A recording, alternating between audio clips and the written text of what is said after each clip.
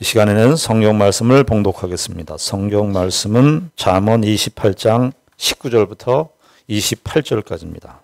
자기의 토지를 경작하는 자는 먹을 것이 많으려니와 방탕을 따르는 자는 궁핍함이 많으리라. 충성된 자는 복이 많아도 속히 부하고자 하는 자는 형벌을 면하지 못하리라.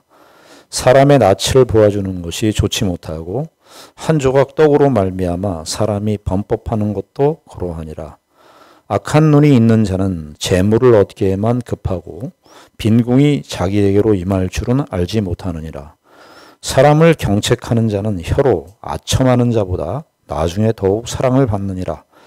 부모의 물건을 돈을 도둑질로 죄가 아니라 하는 자는 멸망받게 하는 자의 동료니라.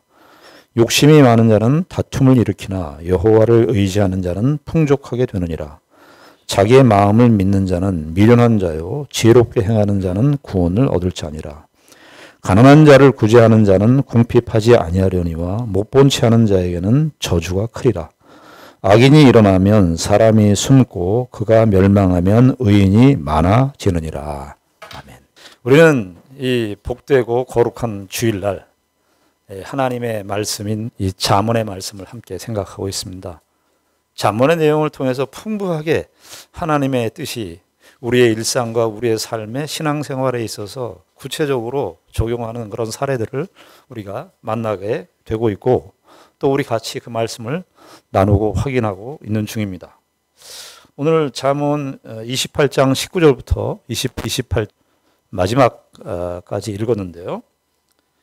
오늘 19절 말씀이 어떻게 됩니까? 자기의 토지를 경작하는 자는 먹을 것이 많으려니와 라는 말로 시작을 합니다. 목사님, 저는 땅이 없는데요. 어떻게 경작하고 삽니까? 이렇게 얘기할 수 있는데 여기 구약 시대에 자기의 토지라고 하는 그 고대 이스라엘의 배경을 염두에 두고 하는 것이죠. 여기의 뜻은 토지가 핵심이 아니라 자기만의 토지예요. 자기의 삶을 살라는 겁니다. 조금 현대적인 의미로 얘기하면 너에게 주어진 삶의 조건을 너에게 주어진 삶의 현장에서 거기서 하나님의 말씀대로 살라는 것입니다. 옆에 쳐다보지 말라는 겁니다. 신앙생활 하면서 우리 교회 생활 하잖아요. 교회 생활 하면서도 자꾸 사람들이 신앙생활 하고 교회 생활 하다 보면 자꾸 남의 삶에 우리의 신경이 쓰여요. 남의 삶에 대해서 관심이 많아져요, 점점. 그러면 무슨 현상이 일어나게 되느냐 하면은 자기 삶을 못 살아요. 내가 마땅히 해야 될 그 일들을 하지 못하는 겁니다. 내가 가야 되는 길이 있어요. 여러분들 각자 주어진 삶의 환경과 조건이 다 다르잖아요. 여러분들이 하나님께서 또 동일한 삶의 패턴, 동일한 삶의 환경을 주신 것이 아니라 여러분들 각자 사람마다 처한 상황과 조건이 다 다르게 되어 있습니다. 그 얘기는 뭐죠? 각자의 주어진 삶의 맥락이 있다는 겁니다. 그것을 살라는 거예요. 옆집 쳐다보지 말라는 겁니다. 우리나라의 속담에 이런 속담이 있죠. 배가 고픈 건 참은데 배가 아픈 건 못 참는다는 거예요. 배 아픈 건 뭐예요? 사촌이 땅을 산 거예요. 우리 이 한국적인 정서 속에서 이 말씀은 정말 또 소중한 말씀이에요. 또 특별히 신앙생활을 하는 영역에서도 동일하게 적용된다고 할 수 있겠습니다. 여러분들 여러분의 토지를 보십시오. 우리 자신의 토지를 보십시오. 우리 자신의 삶을 보십시오. 내가 정작 해야 될 일들을 해야 되는 거예요. 예전에 어떤 경우가 있었냐면요. 이런 경우가 있었어요. 자동차 운전하다가 어떤 사람이 위반하는 거예요. 어떤 사람이 위반하는 거, 저 사람 좌회전하는데 우측 깜빡이 켜고 좌회전한다. 아유, 저러다가 사고 나지. 그거 보고 있다가 자기가 사고 났어요. 신앙생활 하시면서, 교회 생활 하시면서요. 여러분들 남의 신경 쓰지 마세요. 우리 좀 이렇게 이 안경을 말이죠. 이렇게 바꿔 쓰면 좋겠어요. 옆에를 가리는 안경이 있어야 될 것 같아요. 내 삶을 보는 거예요. 그런데 오늘 여기 18절, 19절에 자기의 토지를 경작하는 자는 이제 28장 전체 맥락에 의하면 하나님의 말씀을 따라 성실하게 사는 사람이에요. 그런 사람이 뭐예요? 먹을 것이 많아진다는 거예요. 왜 그렇겠어요? 자기의 삶을 사니까 자신의 인생 속에서 하나님의 일하심을 보는 거예요. 그러니까 얘기할 내용이 많아요. 하나님께서 어떻게 일하셨는지 자신의 삶 속에서 하나님의 풍부하신 은혜를 경험하는 거예요. 그런데 남의 삶을 살다 보면 아무것도 얘기할 게 없어요. 남의 삶에 신경 쓰다 보면 자기에게 일어난 하나님의 일을 보는 안목이 없는 거예요. 그러니까 하나님의 그 풍부하신 은혜를 하나님께서 너의 인생을 통해서 하나님은 우리에게 우리의 인생이라고 하는 나의 인생이라고 하는 자기의 토지라고 하는 그 현실을 줘서 야 거기에서도 풍부하게 하나님의 하나님 되심을 증거하고 있어. 너희들 왜 그걸 못 보냐? 그런데요 이웃에 대해서 신경 쓰는 이유가 있더라고요. 보니까 여기 19절 하반절에 보면 방탕을 따른다 그래요. 방탕이 뭐죠? 방탕이라는 건 허무한 건데 그 허무한 거를 자꾸 꿈꿔요. 이웃이 좋아 보이는 거예요. 우리나라 사람들 어떤 행복학을 연구하는 어떤 그 신학자가 그런 말을 했어요. 우리나라 사람들은 상위 비교를 한다는 거예요. OECD 국가 중에 GDP가 굉장히 수준 높은 위치에 있는데 행복도는 우리나라 사람들은 떨어진다는 거예요. 100몇 개 국가가 있는데 거기에 중위권이에요. GDP를 따지면 10위 안에 들어가는데 소득으로는 소득 수준으로 보면 10위 안에 들어가고 5위 안인가 들어가는데요. 삶의 행복도는 아주 낮대요. 왜 그런가? 상위하고 비교하는 거예요. 여기 방탕이라고 하는 건 헛된 거를 꿈꾸는 거예요. 자꾸 저 사람이 괜찮아 보이는 거예요. 저렇게 사는 삶이 행복한 삶인 것처럼 생각하니까 자신의 현재의 삶에 있어서 다 자신의 현재의 삶은 너무나 비루하게 보이는 거예요. 비참하게 보이는 거예요. 내 인생과 삶에 있어서 저 사람들은 저렇게 가지고 저 사람들은 저렇게 저 사람들은 도대체 누굽니까? 그 사람들이 누리고 있는 그 현재의 삶이 자신에게 없다고 하는 이 현실 때문에 자신의 삶에서 진정 누려야 되는 그 가치와 그 의미들을 찾아내지를 못해요. 하나님의 말씀을 따라 사는 삶도 마찬가지입니다. 저와 여러분들이 하나님의 말씀을 따라 살고 있습니다. 하나님의 말씀을 따라 산다는 건요, 우리의 조건과 형편에 따라서 하나님의 말씀을 따르기 좋은 형편이 따로 있고 하나님의 말씀을 따르기 힘든 형편이 따로 있고 그렇지 않습니다. 우리 하나님의 말씀이 잘 적용될 수 있는 조건 이런 걸 찾아요. 신앙적인 맥락에서도 인간의 욕심이 들어와가지고 방탕의 욕심이 들어와가지고 우린 하나님의 말씀도 신앙생활하기에 좋은 조건과 형편을 따지는 것이 우리의 본성입니다. 성경이 그렇게 얘기한 적이 있습니까? 하나님의 말씀을 따르기 좋은 환경 따로 있고 하나님의 말씀을 따르기 불편한 환경 따로 있고 그렇지 않습니다. 우린 부유하거나 빈곤에 처할 때도 우린 그리스도 안에서 사는 사람들입니다. 그것이 우리가 세상에서 말하는 방탕과 허무와 그런 헛된 배불림 그런 것들로 하나님의 말씀이 가는 길을 저해하지 못합니다. 그리스도 안에서 누리는 진정한 자유와 그리스도인으로 살아가는 그 삶의 영광과 그 가치는 우리의 삶의 조건과 형편에 영향받지 않습니다. 바울 사도가 그거 얘기한 거 아닙니까? 로마 감옥에 그렇게 감옥 생활을 한 사람이 빌립보서 4장에 그 얘기하는 거 아니에요. 내가 그리스도 안에서 자족함을 배웠다는 거예요. 풍부에 처할 줄도 알고 빈곤에 처할 줄도 알았다는 거예요. 사실은 그렇게 얘기했지만 바울이 풍부에 처한 적은 별로 없었어요. 그렇지만 풍부에 처할 줄도 알고 빈곤에 처할 줄도 알고 일체의 비결을 배웠다는 거 아니에요. 그 일체의 비결을 우리의 인생 속에서 배우는 겁니다. 우린 자꾸 조건 탓하고 환경 탓해요. 조건과 환경으로 우리의 하나님의 말씀을 따라가는 신앙의 삶을 제한하거나 속박할 수 없습니다. 하나님의 말씀이 온 세상을 다 담고 있는데요. 자, 20절은 어떻게 됩니까? 충성된 자는 복이 많아도 속히 부하고자 하는 자는 형벌을 면하지 못하리라. 20절은 주어가 없어요. 사실 충성된 자는 복을 받고 그 다음에 형벌을 그렇지 못한 자는 벌을 받는다는 건데 사실 의미상의 주어는 누굽니까? 잠언이 이렇게 비유의 형식으로 되어 있지만 이런 말씀들은 하나님이 주어입니다. 하나님이 주어예요. 의미상의 주어. 옛날에 영어 공부할 때 이식인가 그거 공부할 때 의미상의 주어냐? 진주어, 가주어 이거 배웠던 기억이 나는데 여기에서 진정한 주어는 누굽니까? 하나님이십니다. 여기서 충성된 자는 누굽니까? 자기의 토지를 경작하는 사람이에요. 하나님의 말씀을 따라 자기의 길을 가는 것입니다. 예수님의 산상수훈의 비유의 말씀을 통해서 보자면 좁은 문으로 걷는 거예요. 넓은 길은 방탕한 길이에요. 넓은 길은 그 세상이 가진 조건과 형편을 따라서 삶을 생각하는 사람들이에요. 그 길을 따르지 않는 거예요. 내가 하나님 앞에서 사는 거예요. 하나님의 말씀을 따라 사는 거예요. 그것이 충성된 자예요. 그 충성된 자가 뭐예요? 하나님께서 복을 주신다는 거예요. 하나님의 복은요, 아까도 말씀드렸지만 하나님께서 우리의 고난과 우리의 한숨과 이렇게 하나님의 말씀을 따라 사는 삶이 피곤하고 고통스럽고 힘들어요. 그러나 여러분들 그런 고통과 힘든 현실 속에서 꼭 고통과 힘든 현실만 있습니까? 아니죠.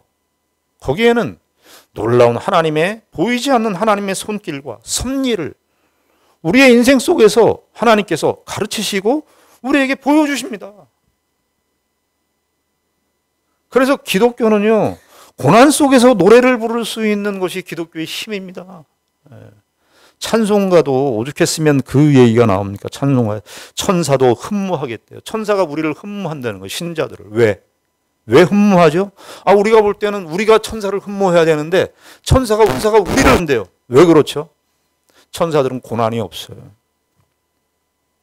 그런데 신자들은 이 땅에서 사는 삶이 피곤하고 정말 고통스럽지만 버겁지만 그러나 그 버거운 현실 속에서 하나님의 일하심이 놀라운 하늘의 그 영광이 그 속에서 같이 펼쳐지고 나타난다는 거예요. 그러니까 훨씬 더 서사가 어때요? 그 이야기가 훨씬 더 값지고 영광스러운 거예요. 이 천사들이 그걸 흠모하고 싶다. 그거 너무 부럽다는 거예요. 너희들 고난 속에서 노래 부르는 그 찬송이 자기도 불러보고 싶은데 천사들은 뭐예요? 고난이 없어요. 고난이 없으니까 하늘에서만 있으니까 그 고난 속에서의 깊은 찬송을 맛볼 수가 없는 겁니다. 우리가 그런 존재들이에요. 복이 많아요. 복이 많습니다. 21절은 무슨 뜻입니까? 21절은 이런 뜻입니다. 사람의 낯을 보아주는 것이 좋지 못하고 한 조각 떡으로 말미암아 사람이 범법하는 것도 그러하니라. 자, 하나님의 말씀대로 사는 삶 억울하지 않다 이런 뜻입니다. 이게 뭐냐 하면 사람의 낯을 보아주는 것이 재판적인 영역에서 인간의 재판은 영향을 받을 수밖에 없죠. 그 사람이 나를 알아. 학교 친구야. 고등학교 동창이야. 그러면 이거 어떻게 해요? 재판이 기울어져요. 그런데 21절은 뭐냐면 하나님은 그렇지 않다는 거예요. 너희들 자기의 토지를 경작하고 정말 충성되게 살고 내 하나님이 보신다. 너희들 억울하냐? 그렇지 않다. 내가 보고 있어. 그거를 21절에 사람의 낯을 보아주는 것이 좋지 못하고 한 조각 떡으로 말미암아 사람이 범법하는 것도 그러하니라. 하나님은 우리의 모든 머리털까지 세신 바 되셨습니다. 머리털까지 세신 바 되셨어요. 여러분들 우리 머리카락이 내 머리카락인데 여러분들 셀 수 있어요? 세신 분 나오라고 해보세요. 세상에서 자기의 머리카락을 셀 수 있는 사람이 있어요. 저도 몸에 털이 많은데 제 털의 가지수를 어떻게 셀 수 있겠습니까? 마음 잡고 하려고 해도 셀 수가 없어요. 보이지 않는 털이 있는데요. 어떻게 세요? 하나님이 다 아신다. 근데 하나님은 그렇지 않다는 거예요. 사람의 낯을 인간은 사람의 낯을 보아주지만 하나님은 다 안다는 거예요. 너희들 그러니까 외롭지 않다. 하나님이 보신다. 하나님이 너희들을 인도하신다. 조그만 떡 하나 갖고 숨기는 것도 하나님은 보신다. 그런데 그렇지 않은 경우가 있다는 거예요. 22절에 보면 악한 눈이 있는 자는 21절에 그런 눈이라고 하는 표현은 안 나왔지만 하나님의 눈과 인간의 눈을 비교하는 거예요. 22절에 악한 눈이 있는 자는 재물을 얻기에만 급하고 빈궁이 자기에게로 임할 줄은 알지 못하느니라. 그러니까 19절에 방탕을 추구하고 속히 부하고 20절에 속히 부하고자 하고 속히 부하고자 하고 속히 부하고자 하는 사람 방탕과 이렇게 짝을 이루어요. 속히 부하고자 해요.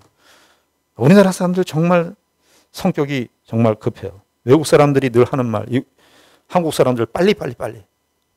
이거 참 안 고쳐지죠. 아니 자판기에 커피를 이렇게 100원짜리 동전을 넣는데 그거 나오는가 쳐다보는 사람이 한국 사람이라는 거 아니에요. 언제 나오지 그걸 쳐다보고 있는 사람이 한국 사람. 못 기다려. 우리 예전에 지금은 이제 핸드폰 시대가 돼서 자기가 핸드폰을 들고 다니니까 핸드폰은 정말 우리나라 사람 성향에 정말 딱 맞아요. 근데 예전에 공중전화 있을 때 공중전화 옛날에 사건 있었던 거 많이 있었던 거 기억 안 나십니까? 공중전화 기다리다가 3분 넘게 기다리다가 살인사건이 있었던 거 아십니까? 폭력이 자주 일어났어요. 왜 이렇게 길게 하냐고. 그런데 인간의 욕심이 그런 거예요. 그런데 22절에 악한 눈이 있는 자는요. 재물을 얻게만 여기서도 급해요. 신앙생활 하면서 왜 이렇게 우리가 급한지 모르겠어요. 우리가 28장 1절에 지난주에 악에는 쫓아오는 자가 없어도 도망해요. 쫓아오는 자가 없는데 도망해. 뭐가 누가 시키지도 않았는데 혼자 바빠요. 맹목적인 질주.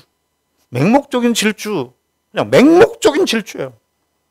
세상이 그렇다는 거예요. 우리가 이 세상에서 그런 것들을 다 보게 하시죠. 잠언의 말씀이 일상적인 지혜를 이야기하는데 일상적인 지혜를 통해서 천국의 영적인 진리를 얘기해 주는 거예요. 그런데 가만히 보십시오. 우리의 일상의 삶을 다 살아가지요. 일상의 삶 속에서 사실은 하나님께서 우리에게 영적인 교훈을 집중할 수 있도록 영적인 교훈을 착안할 수 있도록 하나님께서 우리에게 이 일상이라고 하는 것을 주셨습니다. 여러분 부부도 한번 생각해 보십시오. 부부라고 하는 거 이 세상이 요즘에 이제 뭐 아주 부부 결혼하는 거에 대해서 여러 가지 문제들이 나오고 이혼도 아주 이제 대중화된 그런 시대가 돼서 그렇습니다만 성경은 부부를 통해서 자녀가 출산하게 되어 있어요. 그거 아주 기본적인 질서죠. 근데 부부라고 한번 생각해 보십시오. 우리가 물리적으로 부부를 만나서 같이 결혼도 하고 이렇게 일체를 이루는데 여러분은 근데 부부라고 하는 것은 사실은 기독교 신앙 안에서만 부부의 가치를 알게 돼요. 에베소서 5장에 뭐라고 그럽니까? 부부의 관계를 이야기하는데 남편과 아내의 관계를 이야기하는데 무슨 얘기를 하죠? 교회와 그리스도의 관계를 얘기해요. 아니 그게 설명이 되더라고요.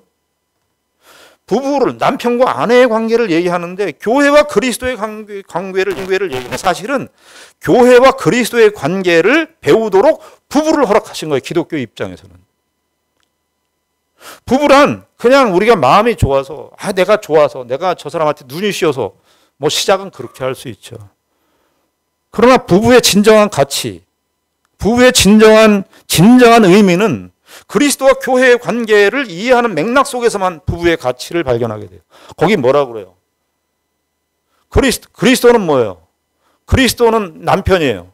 교회는 뭐라고 얘기하죠? 아내라고 얘기합니다. 그 표상을 일상에 살아가는 모든 부부의 질서 가운데 다 두신 거예요. 남편은 뭐예요? 그리스도고 아내는 뭐예요? 교회예요. 거기 뭐라고 그러죠? 남편에게 책임이 뭐라고 되어 있죠? 아내를 사랑하는데 어떻게 해요? 그리스도께서 교회를 위하여 자신을 주신 같이 하라는 거예요. 세상에서 말하는 사랑 다 의미 없다. 같이 커피 마시면서 저 사람이 나에게 잘해주면 나도 잘해주고 하는 그런 사랑 아니다. 그리스도께서 교회를 어떻게 사랑하셨어요? 교회가 어떻게 형성이 됐는데요? 예수님께서 그리스도께서 하늘나라의 모든 영광을 다 내버리시고 이 땅에 오셔서 교회가 형성된 거 아닙니까? 남편은 그런 존재로 부름을 받은 거예요. 그리스도인 남편의 사명은 이 사명을 벗어날 수가 없습니다. 아내는 어떻게 하라는 거예요? 교회는 남편은 남편이 그리스도니까 교회가 어떻게 해요? 그리스도에게 복종하는 거예요. 교회는 그리스도에 의해서 생겨났으니까 교회의 1차적 책임은 그리스도를 복종하는 거예요. 아내는 뭐냐? 남편에게 복종하는 거예요. 뭐 하듯 죽게 하듯. 사랑과 순종이라고 하는 단어를 써서 교회와 그리스도의 관계를 명하는 그 유비로 남편과 아내와 남편, 부부의 관계로 이야기를 하고 있는 겁니다. 우리 다 여기 벗어나 있죠. 내 감정이 우선이고 저 사람이 잘못한 거 거기에 다 우리가 매몰되어 있죠. 아닙니다. 우리가 일상을 살아가는 모든 현실 속에서요. 하나님의 뜻이 벗어나는 영역이 없어요. 자, 그런데 22절에 악한 눈이 있는 자는 재물을 얻기에만 급해요. 신앙상의 원리고 뭐 가치고 이런 거 의미 없게 됩니다. 이제 이런 식으로 마음을 이렇게 계속 쓰다 보면 하나님의 말씀대로 사는 것을 집중하지 않고 거기를 경계하지 않으면, 마음에 경계하지 않으면 우리가 어떻게 되는 줄 아세요? 그냥 그렇게 쓸려가요. 그래서 빈궁이라는 말은 우리가 그냥 가난이라고 하는 말일 수 있는데 그 가난이 무슨 뜻이냐면요. 아무것도 없는 거예요. 그래서 자기 좋은 대로 다 살았는데 남은 게 없다는 거예요. 빈궁이 임한다는 거예요. 자, 그러면 우리가 어떻게 해야 됩니까? 그래서 23절에 다시 한번 그 독자들의 관심을 촉구시키기 위해서 23절에 이렇게 말씀합니다. 사람을 경책하는 자는 혀로 아첨하는 자보다 나중에 더욱 사랑을 받느니라. 자, 우리가 이런 존재예요. 우리가 가만히 놔두면 방탕하게 가요. 우리가 가만히 놔두면 악한 눈을 쫓아요. 우리가 가만히 있으면 속히 우리의 욕심을 이루기 위해서 우리만의 삶을 추구해요. 그래서 하나님께서 어떻게 해요? 우리를 경책합니다. 경책이라는 말은 꾸짖는다는 말이고 책망한다는 말이에요. 근데 잠언에서는 이게 10번 나왔는데요. 이게 다 사실은 긍정적인 의미예요. 어떤 부모가 훌륭한 부모입니까? 어떤 부모가 훌륭한 부모예요? 자식들을 훌륭하게 키우는 게 훌륭한 부모예요. 그런데 자식을 훌륭하게 키운다는 건 반드시 필수적으로 무엇이 전제됩니까? 징계를 해야 돼요. 애를, 모르겠어요. 요즘에 교육법이 많이 바뀌었지만 몬테소리 별로 안 좋아하거든요. 몬테소리 교육법. 그 몬테소리 교육법이 애들을 다 설득하고 애들은 다 가르치면 된다는 거예요. 인간의 죄성을 아주 낭만적으로 생각하는 거예요. 물론 때린다고 해서 무조건 때리라는 얘기가 아니에요. 아이들을 여러분들 가르치실 때, 여기 젊은 부모님들 계신데 아이들을 가르칠 때 홧김으로 때리시면 안 돼요. 남편하고 싸우는데 남편이 화풀이로 막 애를 때려. 그러시는 경우가 있더라고요. 그건 아주 나쁜 교육이에요. 어떻게 해야 됩니까? 자녀들한테 매를 대는데 분명히 잘못한 거를 확인시키고 매를 대야 됩니다. 이게 부모들의 책임이에요. 1차적으로 부모는 자식을 훌륭하게 키워야 되는데 자식을 훌륭하게 키우려면 경책이, 꾸짖음이, 책망이 전제되어 있습니다. 하나님은 어떻게 합니까? 하나님은 우리에게 이 말씀으로 경책하세요. 너희들 그 길 가면 안 돼. 신명기 28장에 이스라엘 백성들이 가나안 땅에서 사는 그 규례를 말씀하는 내용 아닙니까? 거기에 보면 너희들이 하나님의 언약을 지키면, 하나님의 약속을 잘 지키면 들어가도 복을 받고 나가도 복을 받고, 이 천하에 너희들이 어떤 공동체에 있든지 어떤 삶을 살든지 꼬리가 되지 아니하고 머리가 될 거야. 우리 참 그거 많이 인용하는데 우리 자녀가 정말 머리가 되기를 원하고 그런 거예요. 하나님께서 축복의 말씀은 많은데 경계의 말씀은 그 반대로 적용이 됩니다. 너희들이 하나님의 약속을 지키지 않으면, 하나님의 말씀을 지키지 않으면 그 반대로 적용이 돼요. 들어가도 벌을 받고 나가도 벌을 받아요. 그래서 그 쭉 이야기해요. 벌을 받는, 징계를 받는 그 이야기들을 하나님께서 길게 얘기해요. 하나님께서 그렇게 얘기한 것은 벌을 받는 얘기입니까? 아니죠. 경계를 삼기 위해서. 야, 너희들 빨간불 건너면 큰일 난다. 야, 그렇게 야, 학교 생활 열심히 해야 돼. 공부 열심히 해야 돼. 공부 열심히 안 하면 사람이 교양이 형성되지 않는다. 너희들 그래서 학교 가서 공부를 해야 된다. 부모가 자녀를 가르치는 가장 큰 의도입니다. 요즘에는 우리나라의 한국 교육이 그런 교육은 안 하죠. 전인적인 교육을 안 해요. 부모도 다 어떻게 합니까? 야, 너 쟤한테 꿀리지 말게 공부해야 돼. 너 성공해야지. 너 성공해야지. 너 좋은 대학 가야지. 좋은 직장 가야지. 너 많은 부와 많은 어떤 명예와 권세를 얻을 수 있어. 다 그렇게 가르쳐요. 성경의 정신과 아주 반대되는 정신이죠. 하나님께서 우리에게 말씀하세요. 여러분, 신앙생활 어렵거나 내용상으로는 어렵거나 무거운 것이 아닙니다. 어렵거나 무거운 것은 순전히 내 죄악된 본성 때문입니다. 하나님의 말씀은 정말 선하고 복되고 우리의 인생의 참 가치, 인간이라고 하는 존재의 그 영광, 지위 이런 것들을 성경에서 말해주고 있는 거예요. 자, 24절은 무슨 뜻이겠습니까? 자, 사람을 경책하는 자, 이게 하나님께서 우리를 경책하는데 그 경책하는 말씀을 잘 따라야 돼요. 그럼 23절 하반절에 뭐예요? 이게 아첨하는 자, 이 세상이에요. 세상은 다 아첨해요. 이게 매끄럽다는 말인데 세상은 정말 혀같이 입안에 혀처럼 우리에게 야 괜찮아, 다 잘 될 거야. 괜찮아, 네 하고 싶은 대로 다 해. 이렇게 가르치는 거죠. 근데 거기에 우리가 사탕발림에 잘 넘어가죠. 그렇지 않습니다. 24절은 더 진행됩니다. 부모의 물건을 도둑질하고서도 죄가 아니라 하는 자는 멸망받게 하는 자의 동료니라. 부모의 책망을 받지 않고요. 뭐까지 나갑니까? 부모의 물건을 도둑질해요. 부모의 물건을 도둑질하고서도 죄가 아니라고 그럽니다. 얼마나 뻔뻔해지고 당당합니까? 하나님의 말씀을 안 듣고 하나님 아버지의 말씀을 들어야 되는데 하나님의 말씀을 경책을 듣질 않아요. 듣질 않고 어떻게까지 나아가냐 하면 부모의 물건 다 부모께서 주신 거예요. 자녀들이 말이죠. 자기가 태어나면 저절로 얻어진 거라고 생각합니까? 자녀들이 이 땅에 태어나면 가정이 있어요. 집이 있어요. 집이라고 하는 공간이 있습니다. 다 누구 때문에 얻어진 겁니까? 그 집에 부모의 수고와 부모의 노력 때문에 자기의 가정에 공간이 생긴 겁니다. 자기가 아이들이 밥 먹고 어머니의 모유로부터 인생이 시작되죠. 그 삶이 시작이 돼요. 무엇으로 자녀들이 큽니까? 모유 안 먹으면 클 수가 없죠. 죽습니다. 그리고 커서 삼지세 때 밥을 먹는 거. 초등학교를 다니고 중학교를 다니고 고등학교를 다니고 누가 다 키워줍니까?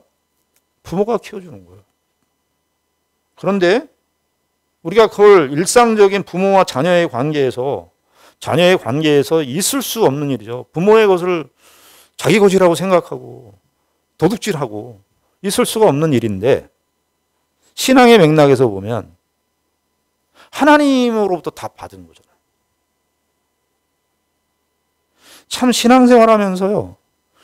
제일 우리가 신앙생활 제대로 하고 있지 않느냐를 판단하는 여러 가지 기준들이 있지만 그 판단하는 기준 중에 가장 큰 기준은 뭐냐면 감사입니다. 감사가 없어요. 우리 다 사실은 오늘의 삶이 사실은 하나님의 선물로 주어진 오늘이에요. 제가 장례를 여러 번 합니다만 장례가 많이 바뀌었더라고요. 장례 문화가. 제 초창기 때 장례는 이제 매장하다가 이제 화장을 했어요. 벽제 화장터, 성남 화장터 이게 많이 갔어요. 그 화장장에. 근데 이제 화장장의 분위기가 점점 달라졌어요. 이제 애들이 애도도 안 합니다. 애도도 안 하고 스마트폰 합니다. 그런데 그 화장하고 이제 납골하고 이제 화장을 그 분쇄하고 그 이제 시신을 이제 화장하는 게 나오잖아요. 그 화장하고 기다리는 시간이 예전에는 한 2시간 정도 됐어요. 근데 요즘에는 더 빨라졌어요. 기계화가 돼서 그런지, 그것도 인공지능이 개입이 됐는지, 하여튼 빨라져가지고 30분 만에 다 끝내요. 그런데 나오는 거 보니까 그 나중에 이제 유족들에게 관에서 나오는데 우리 인간의 형체도 아니고 요만한 하얀 뼈가루 요만큼 나와요. 요만큼. 참 우리 인생이 그것인데. 우리 인생이 그것인데. 그럼 뭐가 우리가 다 그렇게 돌아갈 것이 우리 인생인데 우리는 다 받은 거예요. 우리가 다 받은 거예요. 여러분들 우리가 아침에 저와 여러분들이 오늘 아침에 식사하셨을 겁니다. 밥 생각해 보십시오. 그 벼가 우리의 힘으로 우리의 아이디어로 하는 겁니까? 물론 농부의 수고가 뒤따르겠죠. 그러나 농부가 그 씨를 만들어내나요? 물 없으면 살 수 없는데 하나님께서 물은 귀하니까 우린 귀한 거는 굉장히 가치를 많이 두잖아요. 하나님은 가장 귀한 거를 가장 모든 사람들에게 값싸게 은혜로 다 주셨어요. 물이 있어야 소화도 되고 인간의 몸은 70%가 물인데 우린 우리의 인생과 삶을 보면 신자나 불신자나 할 것 없이 사실은 다 하나님의 은혜 속에서 살고 있는 겁니다. 그러면 모든 것이 감사하죠. 모든 것이 감사하죠. 그런데 감사하지 못하는 이유 25절에 이렇게 나오죠. 욕심이 많은 자는 다툼을 일으키나 여호와를 의지하는 자는 풍족하게 되느니라. 욕심이 많은 자, 이 말이 욕심이 많은 자 이렇게 되어 있는데 직역으로 하면은요 목구멍이 넓은 자예요. 목구멍이 사람의 목구멍이라는 게 넓으면 얼마나 넓겠어요? 그런데 거기에다가 막 우겨 넣으려고 그래요. 사람의 욕심이 이렇게 무지하다고요. 아무리 이 세상에서 재물이 많아도 하루에 10끼 먹는 사람 없죠. 아무리 좋은 음식을 10끼 먹으면 어떻게 됩니까? 요즘에 당뇨 생깁니다. 병 생깁니다. 하루 3끼밖에 못 먹어요, 우리가. 어떤 때는 단식도 해야 돼요. 절식도 해야 되고. 글쎄 뭐 건강에 대한 여러 가지 이론이 있지만 저는 그냥 2가지예요.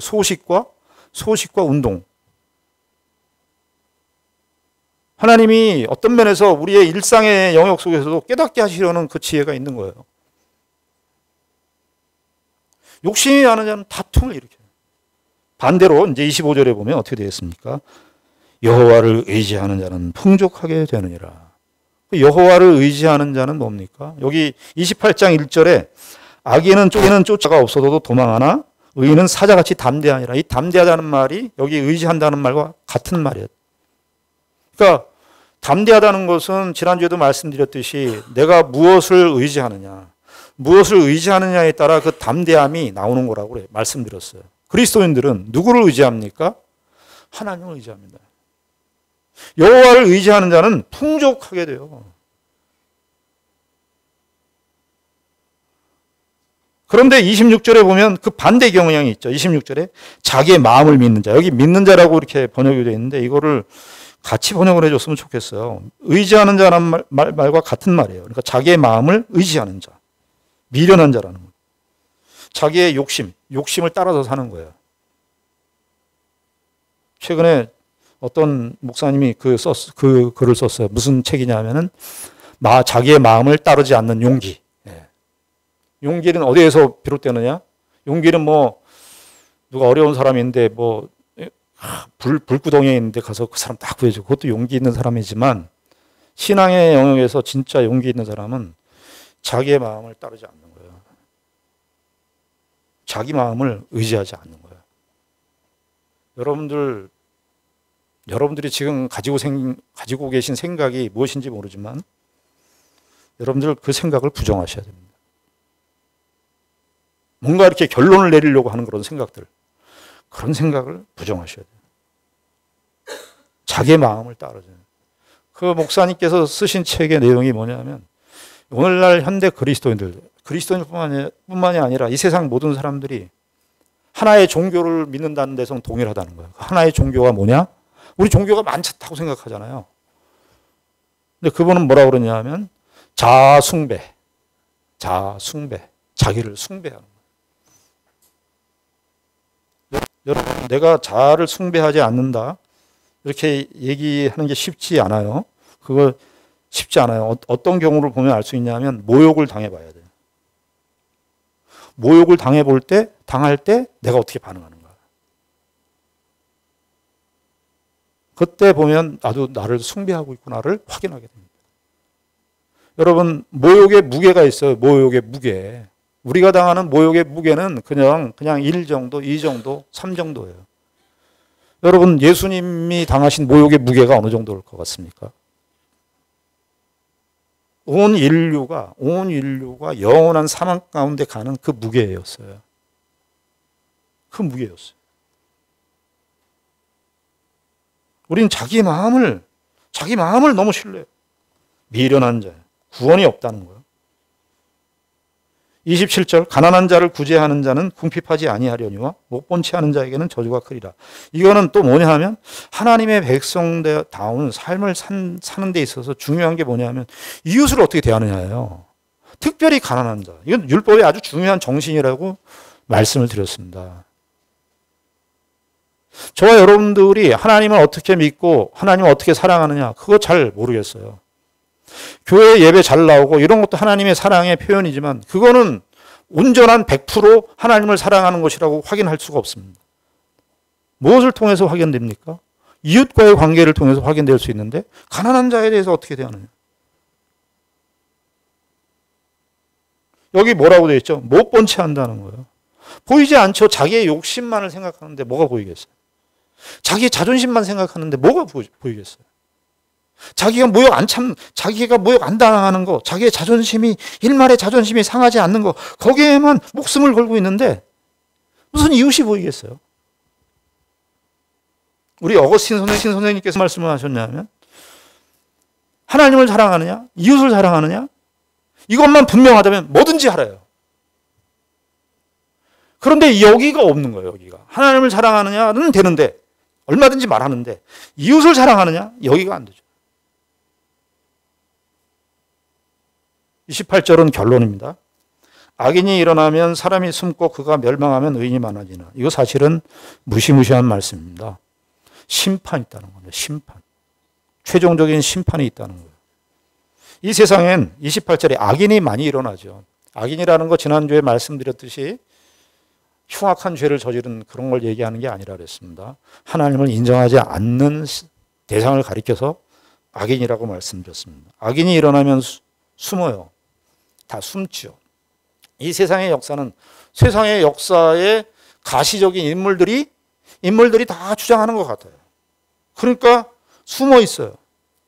그러나 진정한 의인이, 참된 의인이 등장하게 되면 어떻게 해요? 그가 멸망하면 의인이 많아지느니라. 그래서 결국은 참된 의인이 등장해서 그 의인을 속아내는 최종적인 심판에 이르게 되면 의인이 그때 드러난다는 거예요. 잠언에서 읽어오면서 우리가 종종 그 종말에 관한, 심판에 관한 그 비유도 말씀을 했습니다. 여러분, 사랑하는 성도 여러분, 우리가 오늘 28장 19절에 있는 말씀, 자기의 토지를 경작하는 자, 다른 식으로 표현하면 무엇입니까? 자기의 토지를 경작하는 자, 여호와의 율법을 쫓고 여호와의 율법을 사랑하는 자입니다. 자기의 토지를 경작하는 자, 충성된 자고, 자기의 토지를 경작하는 자, 하나님의 말씀을 잘 받는 자예요. 자기의 토지를 경작하는 자, 25절에 여호와를 믿는 자예요. 자기의 토지를 경작하는 자, 어떤 자예요? 자기의 마음을 따르지 않는 자예요. 자기의 토지를 경작하는 자, 이웃의 가난을 보고 외면하지 않는 자예요. 자기의 토지를 경작하는 자, 어떤 자? 최종적인 하나님의 심판이 있음을 알고 매일매일이 하나님의 심판대 서 있다는 사실을 알고 현재의 삶을 자기의 삶에 충실하는 것입니다. 그것이 신자의 길이고 신자의 영광입니다. 이러한 하나님의 뜻을 따라서 저와 여러분들의 삶의 환경과 조건이 각자 다 다를 텐데요. 그곳에서 하나님의 뜻을 찾으시고 하나님의 뜻을 따라서 사는 저와 여러분들이 되기를 바랍니다. 기도하겠습니다. 하나님 아버지, 은혜와 사랑을 감사합니다. 우리는 이 잠언의 말씀을 통해서 하나님을 믿고 사는 백성들의 삶이 무엇인지, 또 하나님을 따르지 않는 삶이 무엇인지를 함께 같이 보면서 그 내용들이 오늘날 우리 현대 삶을 살아가는 모든 신자들에게도 모두에게 적용되는 삶의 원리인 것을 확인하게 됩니다. 아버지 하나님, 우리는 무엇을 쫓고 있는가요? 우리는 어디를 바라보고 있는지 주의 말씀을 통해서 다시 한번 정신을 차리고 여호와의 율법에, 여호와의 말씀에 집중을 하고 여호와를 찾으며 사는, 자기의 토지를 경작하고 사는 우리 모두가 되게 하여 주시옵소서. 예수님 이름으로 기도드리옵나이다. 아멘.